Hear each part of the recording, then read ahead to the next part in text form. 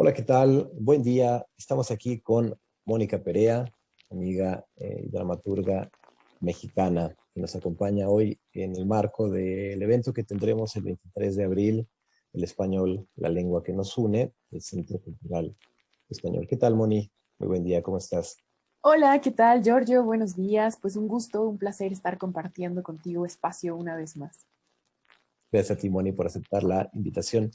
Y bueno, pues vamos entonces a entrar en materia. Vamos a hablar de una obra de Mónica Perea que se llama Todos Santos, que fue estrenada y montada ya hace algún tiempo en la Ciudad de México, y que quizá ahora, bueno, nos puede hablar un poco de qué trayectoria ha tenido la obra. Y para empezar voy a dar un poco el contexto, voy a decir de qué trata Todos Santos y luego arrancamos directamente con la entrevista.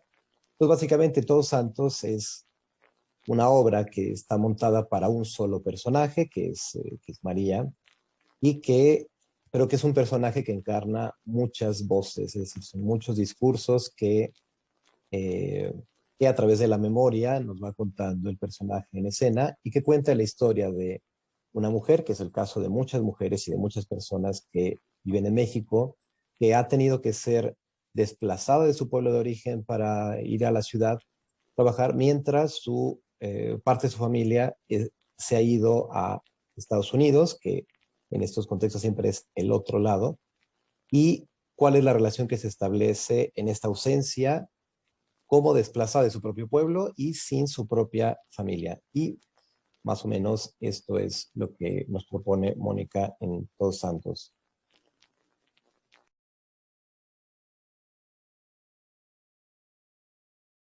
La primera actriz, Mayra Cérvulo, que pues tiene una trayectoria muy interesante de cine, teatro, televisión, incluso ha salido en películas de Hollywood, ¿no?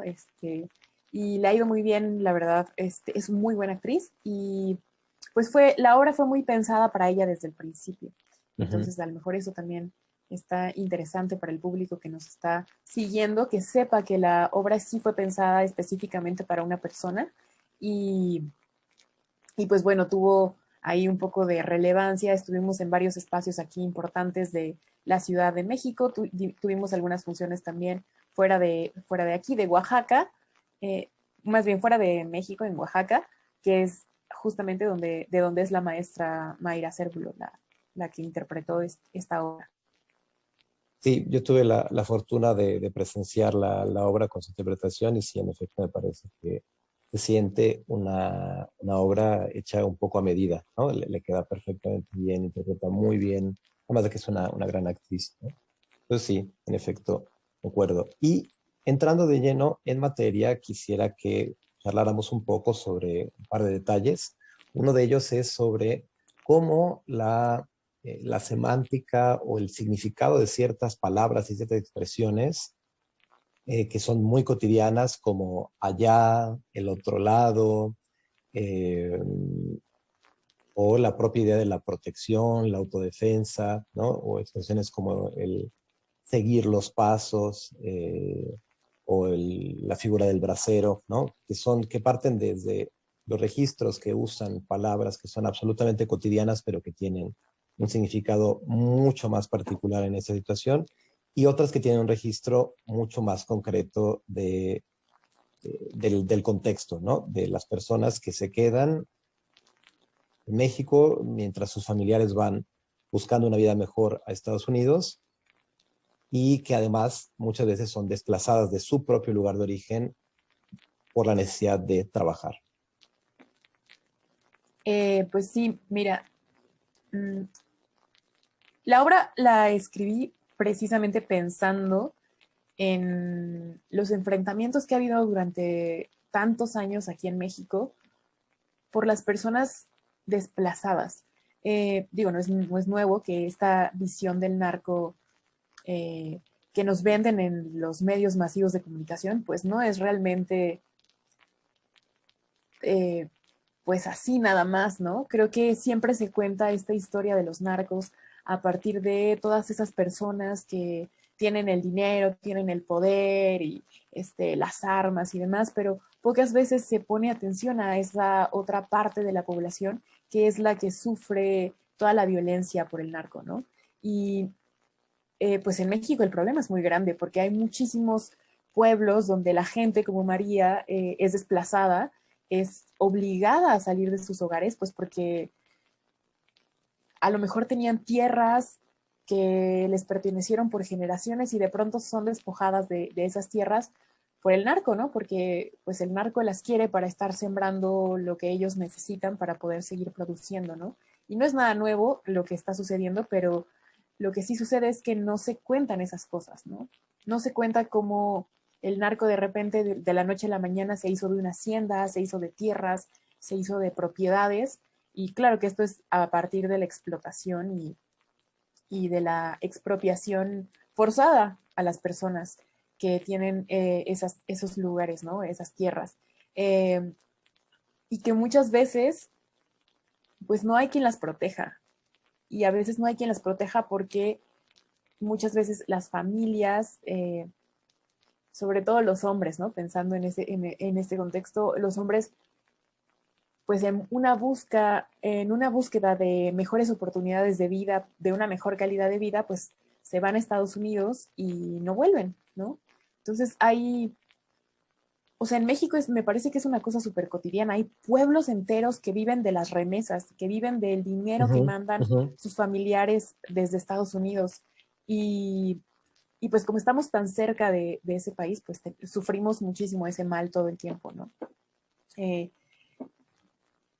he estado, bueno, trabajé un tiempo con una casa migrante y entonces ellos decían que hacían un ejercicio que era preguntarle a la audiencia, preguntarle a la gente en una obra de teatro eh, que si ellos tenían a una persona migrante viviendo en Estados Unidos, ¿no? Tenían algún familiar o amigo. Y la verdad es que casi todo el público asistente en todas las funciones siempre tenía a una persona que vivía en Estados Unidos. O sea, creo que es una cosa súper común en México, por lo menos, que Sí, tenemos a sí. un familiar cercano, lejano, amigo, conocido, pues que se fue a vivir del otro lado, precisamente, porque pues para nosotros es como el otro lado. Y ese otro lado está marcado pues por un muro que ha sido tan polémico y que no, desde que se levantó, pues no se ha podido derribar, ¿no? Y que es algo que, pues como que todo el tiempo está ahí recordándonos que somos distintos, ¿no? O queriendo hacer una diferencia de, bueno, y por eso hablo mucho del otro lado, y pues porque es una cosa cotidiana en nuestro país, ¿no? Y todos estos pueblos que viven de eso. Y por supuesto que se permea en el lenguaje. Yo no lo había pensado tanto hasta que tú me lo señalaste. Yo sentía que era un texto un poquito más neutro, ¿no? Y pues realmente es verdad, tenemos esas cosas tan arraigadas ya en nuestro cotidiano que no nos damos cuenta de, de cómo sí hacen una diferencia y cómo para, por ejemplo, para la traducción o para otros contextos, pues es algo muy, pues que llama la atención, ¿no? Me parece muy interesante en ese sentido. Y también cómo, pues, también esta cultura de la migración es tan cotidiana para nosotros, ¿no? O sea, nos parece, a diferencia de otros lugares, como por ejemplo Europa, donde pues las fronteras son libres, donde cualquier persona puede entrar, donde no hay tanto problema con que viajes de un lugar a otro, pues aquí eso se vuelve un tema importante y complicado, ¿no? Porque pues entrar a Estados Unidos requiere ciertos papeleos que no todo el mundo cumplimos. Eh, Sobre todo pues en los contextos más pobres, ¿no? Más pobres, donde siento que además se criminaliza ser pobre. O sea, es ilegal que tú seas pobre y entonces como eres ilegal, pues no puedes viajar, ¿no? Porque pues tú para qué quieres viajar, tú para qué quieres una mejor vida, ¿no? Si ahí donde estás en la miseria, pues estás bien. Entonces es muy fuerte todo este choque y toda esta política migratoria tan fuerte, tan dura, en unos contextos donde pues lo que la gente solo quiere es una mejor calidad de vida, ¿no? Y pues un poco la pregunta en toda la obra es, ¿quién no quiere una mejor vida? Pero al mismo tiempo, y eso es una mejor vida, ¿no? eso es una mejor vida, estar viviendo encerrado, con miedo, y lejos de tu gente, lejos de las personas que quieres, porque el contexto no te permite estar con esa gente que amas. Entonces, bueno, pues es un poco la constante en la obra. Y que es de lo que se debería estar hablando más, porque es la mayoría de la gente que está padeciendo y que está sufriendo las consecuencias del narco, ¿no? Y que pues las autodefensas son lo único que pudieron hacer. En México hubo un movimiento muy fuerte, sí, en los 90, pero después, cuando el narco empezó a entrar en Michoacán, hubo otras autodefensas también que salieron. Exacto, sí. En México, perdón, en la obra yo no nombro mucho como este, lugares geográficos en específico, porque me parece que es un problema que es de todo, pues de todo el país, ¿no? Y que en Michoacán algo que sucedió fue que un doctor empezó a organizar a la gente, ¿no? El doctor Mireles, que fue súper famoso, que bueno, también puede estar ahí, él también quería un poco de poder y demás, pero bueno, fue una figura importante de autoridad que empezó a organizar a los pueblos, a las comunidades, que además muchas veces estaban enemistadas y de pronto se tuvieron que unir y aliar por una lucha en común que era contra los narcos que se querían aprovechar de ellos y apropiar de sus tierras, ¿no? Entonces, eh, el doctor Mireles empezó pues ahí a ser una figura importante. En la obra se menciona de pronto un doctor y pues yo estaba pensando precisamente en el doctor Mireles y en cómo él empezó a organizar a la gente hasta que pues él también lo amenazaron, ¿no? Le dijeron, bueno, pues sí qué bueno que estás haciendo todo esto, pero si no le bajas, si no te tranquilizas, si no dejas de hacerlo, pues tu vida, tu familia va a empezar a correr riesgo, ¿no? Y pues fue ahí donde empezó a tranquilizarse él y empezaron a perder fuerzas las autodefensas. Entonces, bueno, pues yo estaba pensando muchísimo en todo esto y que aunque pareciera que es un caso aislado, pues la gente se empieza a organizar, ¿no? Yo creo mucho en la comunidad, creo mucho en el trabajo en conjunto y colaborativo, por eso también hago teatro, porque el teatro se hace en comunidad, a diferencia de la escritura, ¿no? Que la haces solo en tu casa y ahí.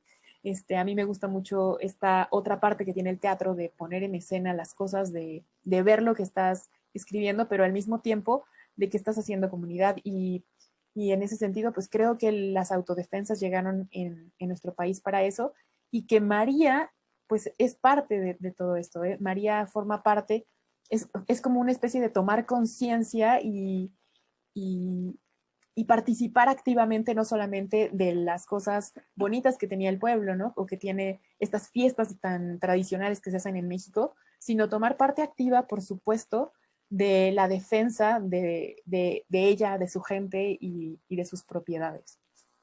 Claro, sí, y es que precisamente a mí me parece muy paradójico que la idea de la autodefensa, que suena, que podría sonar en un contexto diferente, extraño, ¿no? Porque pues siempre uno se tiene que defender, ¿no? Pero justo es una autodefensa ahí donde hay una ausencia de protección y donde la única protección que se ofrece es justo lo que propone es un fuego cruzado, así como lo has dicho, ¿no? Entre no recibir ningún tipo de apoyo de parte del gobierno para sentirse seguros y que la única posibilidad sea pagarla, que en realidad ni siquiera es una dinámica súper siniestra porque al final es una cosa que sabes que más bien te termina marcando como sin futuro, ¿no? Y ahora que hablabas de las fiestas, precisamente me gustaría que habláramos un poco de esto que pasa todo el tiempo en la obra y es el hecho de que María está, está en la ciudad, ya es desplazada, está habitada de las voces de sus familiares que eventualmente surgen a través de recuerdos, pero que está todo el tiempo en este ritual de preparar el mole para regresar a su pueblo, a Todos Santos, que también es muy simbólico que sea Todos Santos y que justo todo gira en torno a la festividad del Día de Muertos, y que precisamente ella, que está sola, sin su familia, tenga esta relación con la ausencia en particular y que sea esta relación mediada a través de esta festividad. Claro, voy a contar una anécdota.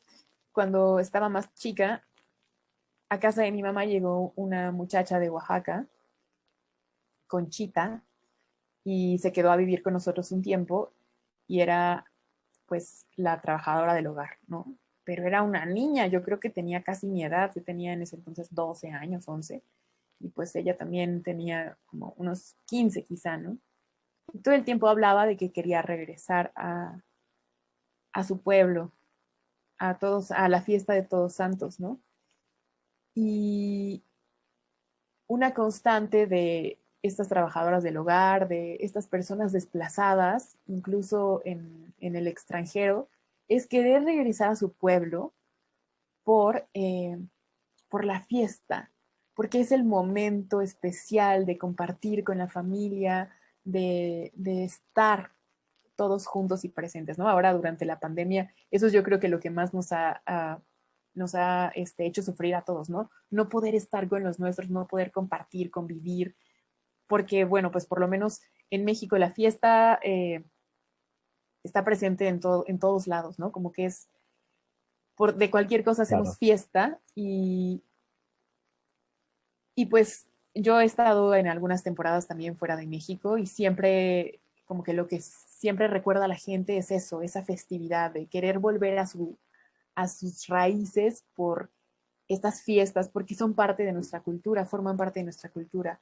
Y en específico, esta cosa del Día de Muertos en México es muy, pues es muy tradicional y es muy única, pero al mismo tiempo me parece que podía cobijar a la obra de algo muy siniestro porque si bien nosotros pues nos gusta la fiesta, nos gusta estar haciendo cosas, pues de pronto estas fiestas también recordar a nuestros muertos, honrarlos, es algo pues que nosotros hacemos siempre, ¿no? A través de la comida, me parece que es muy chistoso como los mexicanos volvemos de la muerte para comer, ¿no? O Sí, sea, sí, como pensar en que los mexicanos a qué regresan a este mundo, a comer y a fiestear, ¿no? A estar con los suyos, pero a través de la comida, a través de la fiesta. Pues porque es muy rico, por ejemplo, el mole, ¿no? Eh, y yo sentía que, bueno, a mí me pareció adecuado como poner en el contexto de la tradición de Día de Muertos, pues porque de pronto el país tiene muchos muertos, ¿no? Tiene muchos muertos y pocas veces nos ponemos a pensar qué causó todas esas muertes. Que pues la muerte de pronto se puede ver como algo natural, que bueno, creces, te haces mayor y pues tu cuerpo se va deteriorando y pues ya es lo natural morir, ¿no? Pero no es lo natural morir de las maneras en que se está presentando en esta obra, ¿no? exacto. No es natural morir porque te fuiste a perseguir tu sueño y querer cruzar la frontera con Estados Unidos y ahogarte en el camino, o que te mataran los policías gringos, o que se aprovecharan de ti en el camino, o tampoco, o que te murieras en el desierto bajo el sol, o tampoco es normal que lleguen personas que no son de tu familia, que ni siquiera son de ese lugar y que son narcotraficantes, que se dedican a cosas ilegales y te despojen de tu vida, de la vida de tus familiares, de tus seres queridos. Eso no es natural, ¿no? Eso no es natural pero sí ha sido normalizado en nuestro país. Está muy arraigado en Sí, la cultura, como que, bueno, pues ya le sí, pasó y le tocaba, ¿no? Y que de pronto la única protección, como regresando un poco a la pregunta anterior, la única protección que esta gente logra llegar a sentir es la de la religión, es la de la religión. Y entonces hay estas cosas de estar pensando en la Virgen de Guadalupe, y generalmente cuando encuentran a una persona acribillada o demás, tiene algún símbolo religioso que está aportando, ¿no? Ya sea un escapulario, ya sea una medallita con la imagen de la Virgen, pero siempre está también este tema muy presente de la religión en todo este contexto, pues porque de alguna manera es el único refugio que les queda, ¿no? pensar en que quizá hay una vida más allá de la muerte y que ahí podrían tal vez ser felices, ¿no? Entonces es una cosa que constante en nuestro país y también me parece que la comida, regresando ahora sí más a la pregunta, que la comida es algo que compartimos culturalmente y que nos arraiga también a nuestras raíces. Así como está la fiesta, bueno, también está la comida, que es lo que nos arraiga mucho a nuestras raíces. Hay estudios que dicen que lo que hace que nosotros sintamos que una comida es rica o no es rica es si se parece a esos sabores que nosotros tenemos registrados Claro, cuando éramos claro. más jóvenes, niños, ¿no? De nuestras mamás. Y la cocina también me parece que es un espacio muy íntimo y que en la cultura mexicana y en otras culturas del mundo, por supuesto, ¿no? Pero que es donde se transmite esa sabiduría eh, que ha venido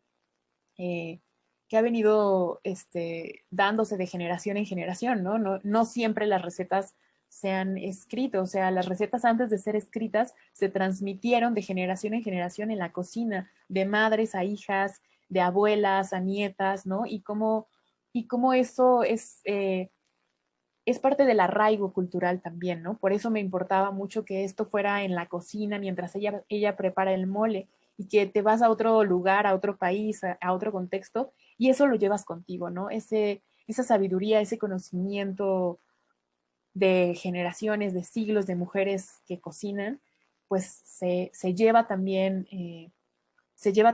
cada vez que viajamos. Sí, sí, por supuesto. Esto me hacías recordar que cuando nosotros llegamos aquí a Italia, nos dimos cuenta de que extrañábamos de un modo totalmente inesperado precisamente la comida. Pero una cosa, es decir, sabíamos que nos iba a hacer falta, pero no teníamos idea de la magnitud que podía tener. Tanto fue que nos hizo preguntarnos, bueno, pero que realmente somos tan golosos, ¿no? O sea, era como una exploración rara, porque no era una cosa que esperábamos, porque era una cosa de nostalgia propia, ¿no? Es decir, ya como, ¿cómo puede ser que extrañe más la comida que directamente a mi familia, ¿no? Y con el tiempo nos fuimos dando cuenta de que el asunto no era la comida en sí, sino justo lo que representa para nosotros, ¿no? Y cómo es que cada vez que volvemos, siempre la primera cosa que se organiza es como vamos a vernos para comer, ¿no? Esa es siempre la cosa primera, ¿no? Entonces, sí, ciertamente es algo que se lleva, no importa a dónde vayas, y es algo que se ve también en Todos Santos. Y aprovechando que te tenemos aquí, quisiera que diéramos un asomo de lo que es la obra de tu propia voz y estaría súper bien si nos pudieras leer un par de fragmentos directamente de la obra. Claro que sí. Te voy a leer la tercera y cuarta escena. Eh, Déjame, la encuentro. Aquí está. Y pues es un poco al principio de la obra. Esta escena 3 se llama Lencha y Lencha pues es la comadre de nuestra protagonista, ¿no? Que bueno, en México la comadre es esa mujer que eh, tiene algún vínculo contigo porque no es tu familiar directo, pero fue madrina de alguno de tus hijos. Generalmente es de bautizo, de confirmación, generalmente es de bautizo. ¿Sí? Y pues cuando tú llevas a bautizar a tu hijo, a tu hija, esa persona como que avala o avala que sí, ¿no? Así como, bueno, pues, le doy el visto bueno, le doy mi palmadita. Y el vínculo que se genera entre la madre del niño y esta otra persona externa que no es de la familia es eso, ¿no? Ser comadres. Y es como, en México es como esa gente que no es de tu familia propiamente, pero que quieres tanto que la quieres volver parte de tu familia de alguna u otra manera, ¿no? La quieres, o sea, no tienes vínculo de sangre con ella, pero sí te gustaría tener un vínculo afectivo que fuera distinto al resto de las personas y entonces, bueno, está esto de las comadres, ¿no? Entonces ella está hablando sobre su comadre y, y en la siguiente escena que es la 4, que se llama Mole para Todos Santos, es cuando ella está explicándonos que lo que ha venido haciendo durante toda la hora es que ha estado preparando el mole. Por eso la ven tan apurada, porque está preparando mole, porque se va a ir a su pueblo a la fiesta de Todos Santos. Entonces, voy a empezar. Número 3, Lencha. En el pueblo, mi comadre Lencha tenía a su esposo del otro lado, y cada semana puntualito le mandaba su buen dinero. Para ella y para sus 3 chamacos. Lo recogía cada semana. Una vez tardó en mandar, y de ahí no hubo vuelta atrás. Siguieron los retrasos, hasta que dejó de mandarle definitivamente. Ella seguía yendo cada semana sin noticias. Su hijo el mayor creció y dijo que se iba a buscar al canalla de su padre. Como no lo encontraba, mandó traer al hermano que le seguía, y nada que lo hallaban. No más le quedaba el chico. Lencha lo cuidaba como a su sombra. El hermano grande regresó con un montón de cosas para su mamá. Ahí fue que conocí a la otra virgen. Mi comadre me dijo, ten, te regalo esta virgen que mi hijo me trajo de allá donde andaba del otro lado. Dice que allá la virgen es diferente, como extranjera o quién sabe cómo. Entonces me la traje para todos lados, y fue como me mataron a mi niño. Y fue cuando me mataron a mi niño. El hijo más chico de mi comadre se fue siguiendo los pasos de sus hermanos. Por eso no me gusta rezarle a esa virgen. Como es blanca, no me ha de oír. Prefiero a la guadalupana, que es como yo. Mi comadre nunca se quiso mover. Esta es la tierra que me vio nacer y la que me va a ver morir. Si otros se van, qué bueno. Así el mole alcanza mejor para los presentes. Y ahí veía a mi comadre, como ánima en pena por todo el pueblo. De tanto en tanto, sus hijos le mandaban unos pesos. Vaya juntando para venirse, ama, le mandaban decir. Pero ella prefería dar su buena limosna a la Sagrada Familia, para que le regresara a la familia que a ella se le había ido. Así murió, como ella quería, en el pueblo que la vio nacer. No volvió a ver a sus hijos, tampoco a su marido. Una bala perdida. Por un lado, María, yo creo que estuvo mejor así. Ellos están bien, viviendo un sueño y no padeciendo el infierno en que se ha convertido este pueblo. Me dijo la última vez que la vi. Las cosas en mi tierra no andaban muy bien. Entonces yo tenía a mi esposo y a mi hijo conmigo, pero luego comprendí sus palabras. 4. Mole para Todos Santos. Por eso también quiero ir a Todos Santos, para ver a los míos. A mi comadre, ¿quién la va a ver? Sus hijos andan lejos. A mi esposo y a mi niño también ya les toca su mole. Este que estoy preparando es para Angelita. El mero bueno lo voy a hacer para Todos Santos. El día 1 de noviembre es para los chiquitos y el 2 ya es para los adultos. El pueblo entero celebra, se baila toda la noche. Una espera a sus muertitos para cenar con ellos lo que les haya preparado. De preferencia su comida favorita. A mi Juan le gustaba bastante el mezcal. Nunca puede faltar. Y para mi niño Juanito, y para que mi niño Juanito se refresque los labios y se purifique, un poco de agua y su dulce de tejocote que tanto le gustaba. En la ofrenda también deben ir las cosas de los difuntos y una foto, solo que no me queda nada. Apenas un recorte de Juan, cuando Juan salió en el periódico muy serio, al lado del doctor y los demás. De mi Juanito, tengo las cosas de su escuela y la foto de la credencial. Con esa la anduvimos buscando. Y de mi comadre, nomás me queda el recuerdo, aquí.